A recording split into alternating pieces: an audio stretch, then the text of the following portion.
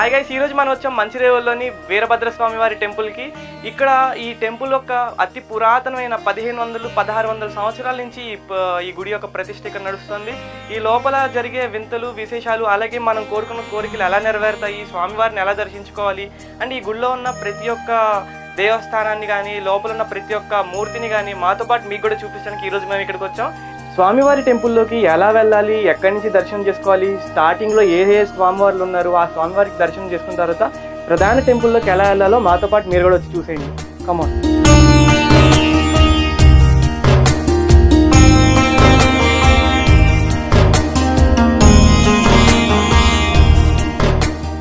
ఎంట్రన్స్లోనే వినాయకుడు ఉంటారు.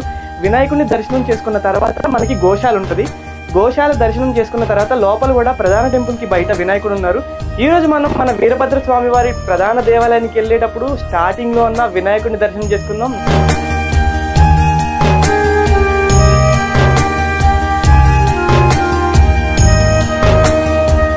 పైకి వెళ్ళిన తర్వాత గోశాల ఉంటుంది. గోశాలను కూడా మాతో పాటు మీరు చూసేది కానీ పదండి.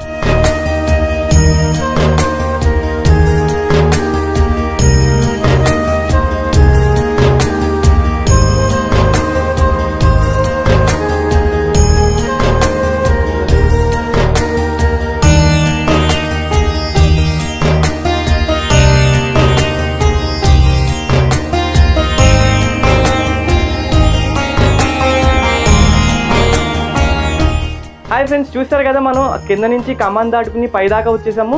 అలాగే ఇప్పుడు మనం వచ్చింది కదా, మన రైట్ సైడ్ గోశాల ఉంది. ఆ గోశాలను కూడా చూపించిన తర్వాత మీకు ప్రధాన దేవాలయాన్ని కూడా చూపిస్తాను, వచ్చేయండి. గోశాలలో ఇప్పుడు మనం ఉన్నాం. గోశాలలో ఇక్కడ కూడా మనం చూస్తున్నాం చాలా రకాల లేగదూడలు, ఆవులు అన్నీ ఉన్నాయి. మీరు చూడండి ఎన్ని ఆవులు ఉన్నాయో, చాలా అపురూపంగా ఉన్నాయి. వీటితో పాటు మరికొన్ని ఆవులు ఇక్కడ కూడా ఉన్నాయి, వీటిని కూడా మనం చూసేద్దాం. ఎంతో చక్కగా ఆనందంగా ఉన్నటువంటి ఈ గోమాతలను చూస్తుంటే మనసు చాలా ఉత్సాహంగా ఉంది. మీరు కూడా వీటితో టైం స్పెండ్ చేయాలి. మీకు ఎవరైనా యానిమల్ లవర్స్ ఉంటే ప్రత్యేకించి ఇక్కడికి రావాలని కోరుకున్నాను. ఇది చూడండి, గోకమని ఎంత చక్కగా ముందుకు వచ్చేస్తుందో, ఎంత ఆనందంగా ఉంది. బుజ్జి చాలా బాగున్నాయి. మీరు కూడా ఈ దేవస్థానానికి విచ్చేసి గోవులతో ప్రకృతితో మమేకం అవ్వాలని మేము కూడా కోరుకుంటున్నాం.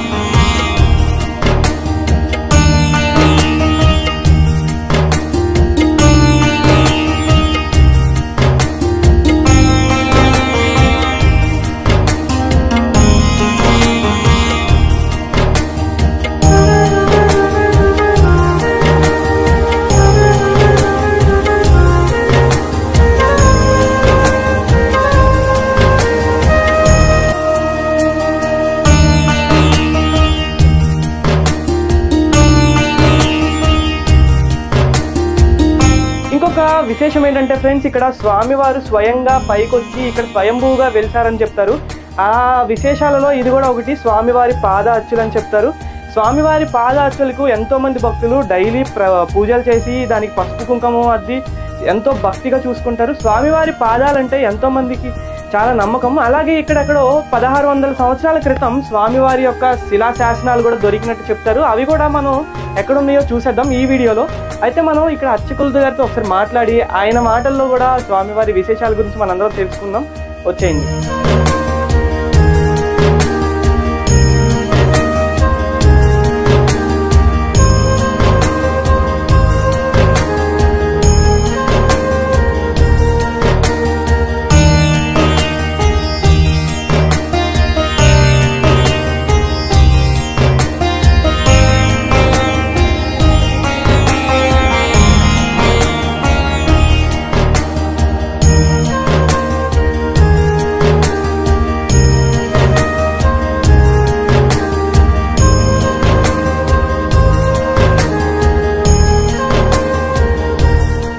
హాయ్ ఫ్రెండ్స్, చూసారు కదా మనం కింద నుంచి కామాన్ దగ్గర నుంచి గోశాల, వినాయకుడు అందరినీ చూసి ప్రధాన టెంపుల్కి వచ్చేసాము. ఈ మచిలేశ్వర స్వామివారి ప్రధాన అర్చకులు మనతో పాటు ఉన్నారు. ఈయన మాటల్లో స్వామివారి విశేషాలు కూడా మీతో పాటు మేము కూడా తెలుసుకుందాం. స్వామివారు ఎన్ని సంవత్సరాల క్రితం ఇక్కడ వెలిసారు, స్వామివారు ఇక్కడ వెలవడానికి కారణాలు ఏంటి, స్వామివారి విశేషాలు, స్వామివారి ప్రతిభ మాతో పాటు మా ప్రేక్షకులకు కూడా మీరు వివరించగలరా? యస్తివో నామరూపాభ్యాం యా దేవీ సర్వమంగళ తయో సంస్మరణాత్ పుంసాం సర్వతో జయమంగళం. ఇది వీరభద్ర స్వామి దేవాలయం. దేవాలయం అంటే కానీ గుహ కట్టిందేం కాదు, ఇది గుహ. అందరికి ఏంటంటే దేవాలయం దేవాలయం అంటారు కానీ విశిష్ట అసలు అది గుహనే. ఇవాళ కట్టింది లేదా ప్రకృతి సిద్ధంగా ఉన్నటువంటి దేవాలయం. ఇది ముచ్చుకుందా నది తీరమున ఉన్నది. ఈ దేవాలయము ఇన్ని సంవత్సరాలని ఎవరు సరిగ్గా దీన్ని ఇది ఇన్ని సంవత్సరాలు, ఇది 50 సంవత్సరాలది, ఒక 10,000 సంవత్సరాలు అని కూడా ఎవరు సరిగా అటువంటిది చెప్పలేరు. అంటే ఇక్కడ కొన్ని ఎన్నో విశేషాలు ఎన్నో ఉన్నాయి. ఏ జాగాలు చూసి ఏమో చమత్కారం ఉన్నది. సమరిగా ఎక్కడ వండేటోళ్ళకి తెలుస్తుంది, అనుభవం చేసిన వాళ్ళకి. ఇప్పుడు నేను సుమారుగా 76 సంవత్సరాలు ఉన్నా. నేను ఎన్నో చిత్ర విచారాలు అన్నీ తెలుస్తున్నాను. ఏ జాగాల ఎటువంటి మహిమ ఉన్నది, ఏ జాగాలో ఎటువంటి పవర్ ఉన్నది, ఎటువంటి జాగా అనేది నాకు తెలుసు. 10:30 గంటలకు కింది కాశీలో వస్తుంది. పొద్దున పని చేసుకుని వస్తుంది. రాత్రులు వస్తే ఇక పెద్ద ఆ టైంలో ఇక చిత్తపుల్లు కూడా ఉండే, చిత్తపుల్లు ఉండే. ఇదంతా అడివే. ఇప్పుడు దూనికి ఇట్లా విశాలంగా అనిపిస్తుంది కానీ ఇప్పుడు బాగా డెవలప్ అయింది. మొత్తం అంతా సిమెంట్ డెవలప్ అయ్యింది. కానీ లెక్క ప్రకారానికి గోడ పెట్టిన నుంచి ఏమైందో అంటే అది ప్రకృతి సిద్ధం కన్ఫ్యూజ్ అయిపోయింది. ఇది వస్తుంటే ఏమైతుంది అంటే ఒక టైంలో ఎలుగు వచ్చేసింది. ఒక ఎలుగు కనిపించేసింది. ఇది 12:30 రాత్రి టైం. అప్పుడు లేట్ అయింది. ఎలుగు వచ్చింది. ఎలుగు ఎత్తినప్పుడు ఎవ్వరు లేరు. 12 రాత్రి ఎక్కడ చూసినా ఈ స్థలం నుంచి చూస్తే 1 కిలోమీటర్ ఒక దీపం కనిపించేది. అటువంటి టైం అన్నమాట అది. ఎక్కడ చూసినా ఏది ఒక దీపం కనిపించేది ఏం కాదు. పక్కకన్నీ పొదలే. ఇది ఒక మహారాజు లాగా పోయి బ్రహ్మచారిలోకి వచ్చేసిండు. ఇదంతా నీదే, ఇదంతా నీదే అని చెప్పిండు. అది చెప్పిండు. అప్పుడే పెద్ద సర్పం వచ్చి, పెద్ద సర్పం ఇట్లా కానీ ఇట్లా వచ్చిపోతున్నట్లు వాడు ఇట్లా వస్తున్నది. నా కాళ్ళ తాగినట్లు అనిపించింది నాకు. సర్పం, పెద్ద సర్పం, పెద్ద సర్పము ఇట్లా ఇట్లా మెరుస్తున్నది. అది నా బుడం ఎలకైంది. అది తెల్లారుతుంది అనమాట. అంటే ఇది చెప్పిన ముచ్చట ఆ రోజుల్లో మీ పురాతనంలో 55 ఏళ్ళ నాడు, 55 ఏళ్ళ నాడు. అప్పటికి నేను 15-20 ఏళ్ళు ఉంటా. అప్పటికి నేను 15-18 ఏళ్ళు. ఆ రోజుల్లోనే మీరు 15-18 ఏళ్ళ వయసులోనే ఇక్కడికి వచ్చారు. తెలంగాణకు వస్తుంటే నేను తెలంగాణకు వచ్చేది గుళ్ళనే ఉంటుంది నేను. అప్పుడు ఏంటంటే వ్యవసాయం పొలం ఉన్నది, ఆడిన తీరింది కానీ పంటలు మాడకండి. అప్పట్లో ముచ్చుకుందన్నది కూడా బాగా అరే బ్రహ్మాండమైన పవిత్రమైన నీళ్లు, పవిత్రమైన నీళ్లు. అందులో చేపలు కనిపిస్తుంది. ఎక్కడ చూసినా చేపలు కనిపిస్తుంది. ఉసుకే కింద ఒక సిక్క ఏదైనా రాగి పైస ఏ పైస వేస్తే 10 ఫీట్ల లోపల నుంచి మంచిగా కనిపిస్తే అటువంటి పవిత్రమైన నీళ్ళు అనమాట. నదిలో అందులో స్నానాలు చేస్తుంది. అవి నీళ్ళు పుదిగి తీసుకొస్తుంది. అవి వంటలు చేస్తుంది అనమాట. ఆ కాలం చాలా పవిత్రమైనటువంటి నీళ్ళు అవి. ఇప్పుడు నేను 76 సంవత్సరాలు. మా అప్ప పూజ చేసిండు, మా తాత చేసిండు, మా తాత తండ్రి చేసిండు. ఆధారం ఏంటుంది అట్లా అంటే సమాధులే ఉన్నాయి. ఇంకా చెప్పేదేమున్నది, నిదర్శనం అవి ఉన్నాయి, సమాధులు ఉన్నాయి. ఇంకోటి ఏంటంటే మనకి ఇక్కడ 2 రకాల పేర్లతో పిలుస్తున్నారు స్వామివారిని. అయితే అసలు ప్రధాన స్వామివారికి ప్రధాన పేరేమంటారు? మచిలేశ్వర స్వామి వారిని ఒక రకంగా పిలుస్తున్నారు, వీరభద్ర స్వామి వారిని ఒక రకంగా పిలుస్తున్నారు. అది రెండింటికి తేడా ఏంటి? మచిలేశ్వర్ అంటే మచిలి ఈశ్వర్ అంటే ఇప్పుడు పవిత్రమైన నీళ్లు వాడతాయి కదా ఇవి. ఆ నీళ్ళు అక్కడ ఏంటంటే భక్తులు వచ్చిన నదికి మొట్టమొదటి నదికి పోవాలి. నదికి పోయాక స్నానాలు చేసిన తర్వాతనే స్నానాలు చేసి నీళ్ళు తీసుకొని పూజ చేయాలి. వాళ్ళు ఏం చేస్తున్నారు, వచ్చిన మామిడోళ్ళు ఏం చేస్తున్నారంటే మొట్టమొదటి నదికి పోయి వాళ్ళ అప్పుడు చేపలు ఉండట్లు ఏంటంటే ఏదైనా తీసుకొస్తుండాలి. పండ్లు లేకపోతే పిండి ఏదో తీసుకొచ్చి అక్కడ నది పక్కకు కూర్చొని ఓం నమ శివాయ ఓం నమ శివాయ అనుకుంటా అక్కడ నదిలు వేసుకుంటూ కూర్చుంటుంది. చాలా రాత్రి 9, 10, 11, 12 గంటల కూడా వాళ్ళకు నది పవిత్రంగా ఉండే. అక్కడ ఇక్కడ చూసినా కానీ ఇక్కడ మంచిగా ఉండే అన్నమాట. అది సీజు లేకుండా ముండ్లు ఇది ఏం లేకుండా చాలా పవిత్రంగా ఉండే. రాత్రి ఎప్పటిదాకా అని కూర్చుంటుంది. చేసిన తర్వాత వాళ్ళు వీడికొచ్చి పూజ చేస్తుంది. ఆ నీళ్ళు తీసుకొచ్చి పూజ చేయాలి. కాలక్రమం ఏమైంది అంటే అది ఆ నది దగ్గరే మనం జ్ఞానం చేసుకోవడానికి జ్ఞాన మందిరం కూడా ఉందని అక్కడ పక్కకు దాన చిన్న నిశాన్ ఉన్నది, పక్కకు ఉన్నది. కానీ ఆ నది పొంటి ఏడ కూర్చున్నా మంచిగానే. ఇప్పుడు అది పూర్తి అదే నా కాదన్నట్లు అయిపోయింది. ఇప్పుడు పూర్తిగా మారిపోయింది. నీళ్ళు కలిసిపోయినాయి. ఆ రోజుల్లోనే మీకు స్వామివారి శాసన గ్రంథాలు దొరికాయని, ఆ శాసన గ్రంథాలు ఒక బండ కింద ఉన్నాయని చెప్పి ఏంటంటే మా దగ్గర ఉండే అంటే ఆటాకుల పుస్తకాలు ఉండే మా దగ్గర ఉండే. శివరాత్రి అప్పుడు వస్తున్నాం, కార్తీక మాసం మళ్ళీ ఏంటంటే శ్రావణ ఆషాఢ మాసాల వస్తున్న పబ్లిక్. కానీ ఇప్పుడు రోజుకి ఎంతమంది భక్తుల వరకు వస్తున్నారు స్వామివారిని? ఇప్పుడు గంటగా చెప్పలేము. ఓనాడు వస్తే 100 మంది రావచ్చు, లేకపోతే 50 మంది 20 మంది రావచ్చు. కంటిన్యూ వస్తున్నట్టు లేదు. మసలీశ్వరు రమ్మని ఆ నీళ్ళు తీసుకొచ్చి పోతే కాలక్రమం అనేది మసలి ఈశ్వర్ తొలుతాం. నది సరిపోయింది, పూజ చేయాలి. అక్కడ చామలకేసి మళ్ళీ నీళ్ళు తీసుకొచ్చి ఇక్కడ పూజ చేయాలి. అది కాలక్రమం ఏంటంటే మచిలి ఈశ్వర్ తొలుతాం. మళ్ళీ పూజ చేసి మళ్ళీ ఇక్కడ మచిలి ఈశ్వర్. మళ్ళా ఇది పేరు వీరభద్ర స్వామి. ఈ లింగము ఎప్పుడు అని ఎవరు చెప్పరు. లింగం అది ఏంటంటే లింగం ఏంటంటే అది దాని ఎన్నో పద్ధతులు ఉన్నాయి అందులో. ఇప్పుడు మాల 40 రోజుల దీక్ష ఉంటుంది. ఆ లింగము లోపల దీక్ష సంబంధించిన లింగాలు ఉన్నాయి అందులో. 40 రోజుల మండలకు సంబంధించిన దీక్ష ఉంది. మళ్ళీ ఇంకొకటి ఏంటంటే అర్ధనారీశ్వరుడు అన్నట్లు ఒక అనుభవం ఉన్నోళ్ళు చాలా. ఇప్పుడు ఏంటంటే అర్ధనారీశ్వరుడు మునుపటి నుంచి కూడా ఈ పార్వతీదేవి లేదు ఇడ. ఇదే ప్రాణవతమే లింగమే, పార్వతీదేవి ప్రత్యేకంగా లేదు. అందుకోసానికి అర్ధనారి ఈశ్వరుడు అన్నట్లు నమ్ముకుంటోళ్ళు. మళ్ళీ అది ఏమైందన్న ఆ లింగము చాలా కాలం నుంచి ఉండుట్లు ఏమైపోయిందంటే కొంతమంది భక్తులు ఇక్కడ ఏం చేశామంటే ఇక్కడ క్షేత్రపాలకుడు వీరభద్ర స్వామిని చెయ్యాలని ఏం చేసిందంటే ఘోర తపస్సు చేసింది అన్నట్టు. అంటే తపస్సు చేసినట్లంటే ఎట్లా మేము తపస్సు చేసినట్లంటే నాకు చెప్తే నేను విన్నా కానీ నేను కరెక్ట్ ఇట్లా అని చెప్పాలి. నాకు చెప్పింది ఇట్లా నిజంగా ఇటువంటి వీరభద్ర స్వామి మూల మంత్రము రాబిడ్ చేసుట్లనే వీరభద్ర స్వామి వచ్చిండు. అవన్నీ 100 కొద్ది అభివృద్ధి నిశాన్లు ఉన్నాయి. ఎక్కడ ఇప్పుడు గుండులు ఇక గుంతలు ఉన్నాయి కదా. అదేందన్నమాట ఎవరైనా ధ్యానం చేస్తే 1 గంట 2 గంటలు చేసిన రోజు నన్ను కూర్చుని అంటే నిద్ర వచ్చేస్తుంది. ఆ నిద్ర ఇప్పుడు రాపిడి చేసుకుంటా జపం చేసినట్టయితే దానికి కొంచెం అది భిన్నం అయిపోయినట్టు. నిద్ర పోయినట్లయితే కథం అయిపోయేది. ఆ పొందు చేసింది ఆ రోజుల్లో కొన్ని లక్షలు కోట్ల జపాలు చేసేవారు. రాపిడి చేసిండు బండ మీద రాపిడి చేసింది అంటే ఎంత జపం చేస్తే అట్లా కావచ్చు. ఆ రాపిడి చేసి వీరభద్ర స్వామి ఆకారములో అవన్నీ బండల మీద నిశాన్లే గుంతలే ఎన్ని రోజులు చేసిండ్రు. ఆ విధంగా వీరభద్ర స్వామి నడుచుకుంటూ వచ్చింది అన్నట్లు నమ్ముతారు. అందుకోసమే పాదాల పూజ అది. వచ్చినప్పుడు మీరు మీకెట్లా నచ్చుకు వచ్చినట్లు మీకెట్లా అని అంటారు కదా.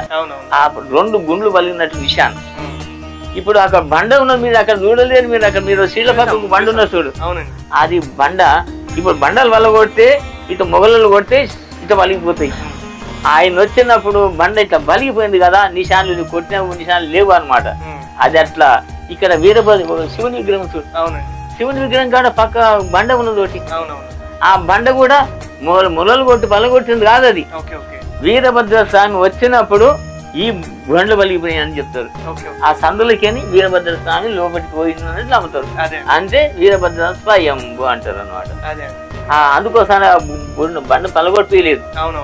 ఏంటి కొలగొట్టలేమంటే దానికి ఆధారం చెప్తే కల్పన చేసి చెప్తున్నది అంటారు కదా. కల్పన కాదు, అది నిజంగా జరిగింది అనమాట. పైన ఏదో ఒక పెద్ద దేవాలయం ఉందండి. ఆ దేవాలయం కూడా మన దేవాలయంతో పోటేనా లేకపోతే అదేదో సపరేట్ దేవాలయమా? ఏది కనిపించదు.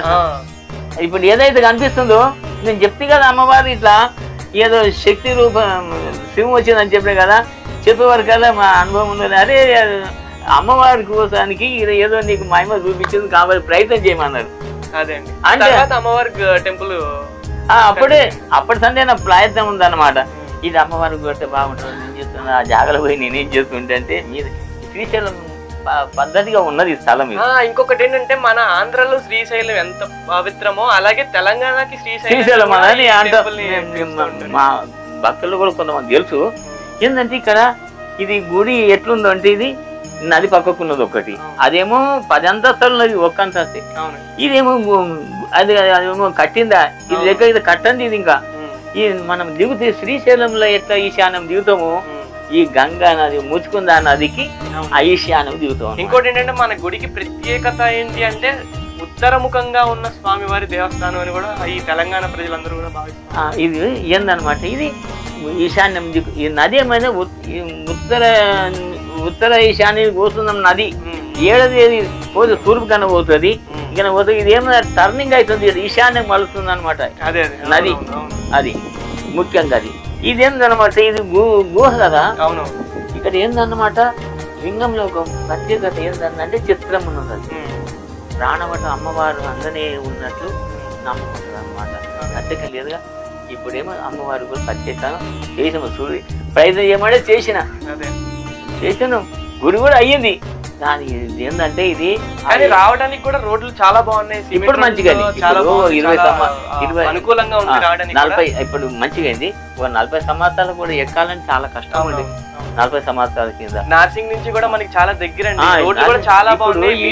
ప్రతి ఒక్కరు దేవస్థానానికి వచ్చి స్వామివారిని దర్శించుకోవాలని మేమంతా కోరుకుంటున్నాం. నువ్వే ఉన్నావు మాకు ఎవరు లేదనుకో, తప్పదు ఏది అనుకుంటే అది అవుతుంది అన్నబట్టి నాకు నమ్మిక. అదే అంటే మనకి ఇన్ని సంవత్సరాలని తెలియదు అంటారు. కొన్ని వేల సంవత్సరాల నుంచి గుడి చరిత్ర, గుడి స్వామివారి ఇక్కడ స్వయంగా వెలిసారని మన నమ్ముతున్నాం. ఇప్పుడు నది ఉంది కదా ఆధారం. ఇప్పుడు కొన్ని ముచ్చుకుందా నది అని ముచ్చుకుందు ఏ కాలం ఉన్నాడు, ద్వాపార యుగం అప్పుడు ద్వాపార యుగం ఉన్నాడు. ఆయన లాస్ట్ టైంలో లేచిండు. ఆయన ముచ్చుకుంది ఏంటంటే ఒక భక్తుడు. ఆయన ఏందన్నా అసలు దేవతలు రాక సంగ్రామం లోపల దేవతల పక్షాన పోయి యుద్ధం చేసి రాక్షసుడు.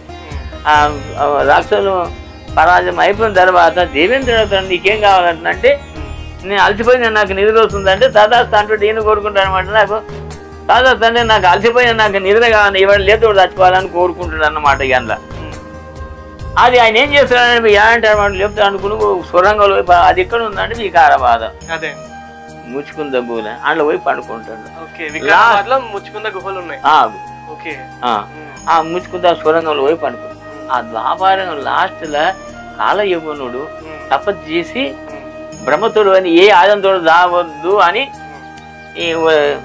ఆయన దావదని వరం తీసుకుంటే ఆయన ఏం చేస్తున్నాడు, ఈ దుర్యోధనుడు తన పక్షాన వాడిని కాలయవ్వని నా పక్షాన యుద్ధం చేయాలని కోరుకుంటాడు అన్నమాట. అది పురాణం. దానికి నేను చెప్పుడే చెప్తున్నా కానీ నేను క్లియర్ గానే అది. మా ప్రోవాక్స్ ఇండియా ఛానల్ తరఫున మీరు భక్తులకి ఏం చెప్పాలనుకున్నారు మన స్వామివారి గురించి కానీ ఈ దేవస్థానం గురించి కానీ మా ఛానల్ తరఫున మీ మాటలో మా వ్యూవర్స్కి ఏం చెప్పాలనుకుంటున్నారో 2 మాటలు చెప్పండి. ముఖ్య విషయం అంటే ఇక్కడ దర్శనం చేసుకుంటే దర్శనం చేసుకున్నట్లే ఆ భగవంతుడు మీ మనసులో చేరి మీలో రప్పించుకుంటాడు. మేము చెప్పేది అవసరం లేదు. దర్శనం చేసుకుంటే అయిపోయి మళ్ళీ మీరే వాళ్ళ భక్తులే వస్తారు. అంత ముఖ్యమని చెప్తాను నేను. ఏంటంటే దర్శనం చేసుకుంటే అయిపోయి పుణ్యక్షేత్రం వీరభద్ర స్వామి, మధులేశ్వర స్వామి అని దేవాలయాన్ని ఒకసారి మనసు తలుచుకొని ఇక్కడ దర్శనం చేసుకుంటే ఒక్కసారి చూసిందంటే మళ్ళా ఆటోమేటిక్ వాళ్ళని పిలుచుకుంటాడు. అటువంటి పవర్ ఇక్కడ ఉన్నది. ఏది కోరుకుంటే అది అవుతుందని నమ్మిక. ఇదండి, చూశారు కదా మచిలేశ్వర స్వామివారి దేవస్థానం, ఆయన ఒక చరిత్ర, ఆయన యొక్క మహిమలు మీరు మాతో పాటు స్వామివారి మాటల్లో విన్నారు. మీరు కూడా స్వామివారి దర్శనానికి వచ్చి స్వామివారిని దర్శించుకుని స్వామివారి భాగ్యాలు మీకు కూడా పొందాలని మేము కూడా ఈ ఛానల్ తరఫున కోరుకుంటున్నాం.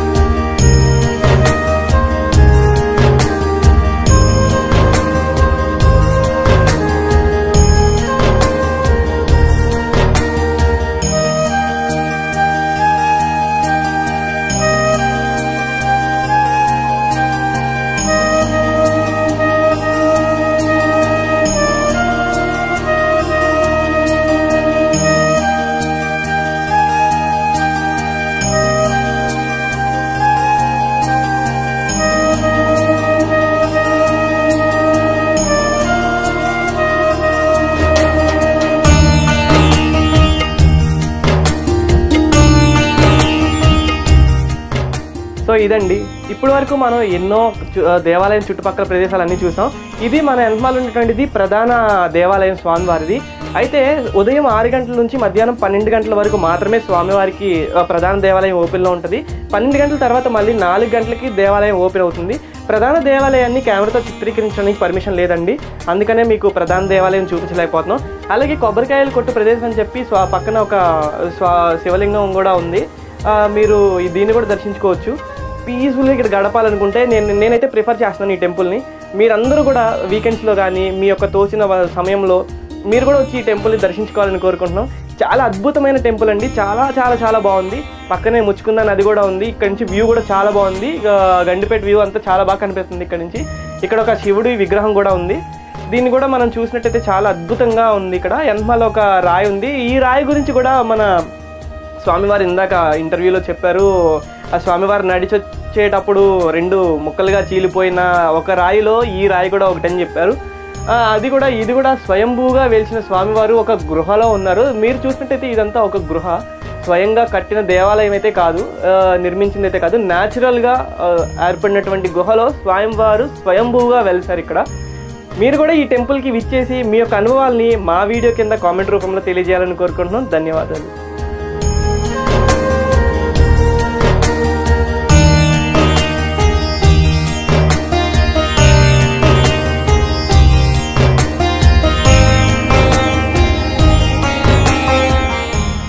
చూసారు కదండి, ఇప్పుడు వరకు మనం స్వామివారి యొక్క దేవస్థానాన్ని చుట్టుపక్కల ఉన్న ప్రదేశాలను చూసాం. అలాగే ఇప్పుడు ఆ స్వామివారి దర్శనం చేసుకుని బయటకు వస్తున్నటువంటి భక్తులు చాలా మంది ఇక్కడ ఉన్నారు. వాళ్ళ మాటల్లో కూడా స్వామివారికి వాళ్ళు ఎప్పటి నుంచి మన దేవస్థానానికి వస్తున్నారు, స్వామివారి యొక్క మహిమలు ఎలా ఉన్నాయి, వాళ్ళ మాటల్లో కూడా మనం తెలుసుకుందాం ఇప్పుడే.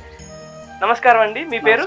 నా పేరు మల్లేష్ అండి. మీరు ఎప్పటి నుంచి ఈ దర్శనానికి వస్తున్నారు స్వామివారిని దర్శించుకోవడానికి? ఇప్పుడు స్టార్టింగ్ వచ్చాము, మాకు రావాలనిపించేసింది కాబట్టి వచ్చాము ఇక్కడ టెంపుల్ శివాలయం వద్దకి. అదే అంటే నాకు డౌట్ ఏంటంటే ప్రతి ఒక్కరు లోపలికి వెళ్ళేటప్పుడు చొక్కా తీసేసి లోపలికి వెళ్తున్నారు, దానికి ఏమన్నా స్పెషల్ గా ఏమన్నా ఉందా, దానికి ఒక ఆచారం ఏమైనా ఉందా మన గుడికి సంబంధించింది? శివాలయం శివుడు కాబట్టి సెట్ ఇప్పాలని పద్ధతి అన్నమాట. అదే అదే అందుకోసమని లోపలికి అనేది ఉండదన్నమాట, శివుడు కాబట్టి అందుకోసమని సెట్ ఇప్పి పూజ చేయాలని మేము వచ్చినందుకు పూజలు గిట్ట చాలా బాగానే జరిగినాయి కాబట్టి మేము అందుకే ఇక్కడ వచ్చాము. అదే మా ప్రోవాక్స్ ఛానల్ ద్వారా రాబోయే భక్తులకి, రావాల్సిన భక్తులకి, ఇంకో ఎంతో మంది హైదరాబాద్ చుట్టుపక్కల ఉన్న వాళ్ళకి కానీ ఏం చెప్పాలనుకుంటున్నారు?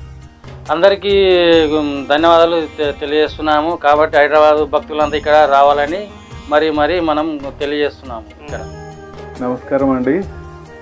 ఇది హైదరాబాద్కి 15-20 కిలోమీటర్ల దూరంలో ఉంటుంది, 20 కిలోమీటర్ల దూరంలో ఉంటుంది. ఇక్కడ గతంలో వాళ్ళ పేరేంటి అఘోరాలు పూజ చేశారు అని చెప్పి ఒకటి విన్నాము. లోపలికి వెళ్తూ దేవదర్శనం మాత్రం చాలా అద్భుతంగా ఉంటుంది, మంచి ఎక్స్పీరియన్స్. ఈవినింగ్ టైం ఇంకా ప్రశాంతతగా ఉంటుంది. ఇది వచ్చిన వాళ్ళు చాలా ఆధ్యాత్మికతకు లోనవుతారు, ప్రశాంతత పొందుతారు. నమస్తే అండి. యంగర్ జనరేషన్ ఈ టీం చేస్తున్న ఈ ఎఫర్ట్కి మీరందరూ ఎంకరేజ్ చేసి హిందూ ధర్మాన్ని కాపాడుతూ ఇలాంటి ఏన్షియంట్ టెంపుల్స్లో వాటి అన్నిటినీ విజిట్ చేసుకుంటూ మీరు మీ ఫ్రెండ్స్ని, మీ రిలేషన్స్ని అందరినీ తీసుకొచ్చి ఒక పిక్నిక్ స్పాట్ అనుకుంటారో, దైవ దర్శనం ఆ అనుభూతి పొందుతారో ఉంది. నెక్స్ట్ జనరేషన్స్కి మన హిందూ ధర్మంలో ఉన్న ఆధ్యాత్మిక విలువలు, ఆ సంపదని ప్రిజర్వ్ చేస్తారని ఆశిస్తున్నాను. Thank you.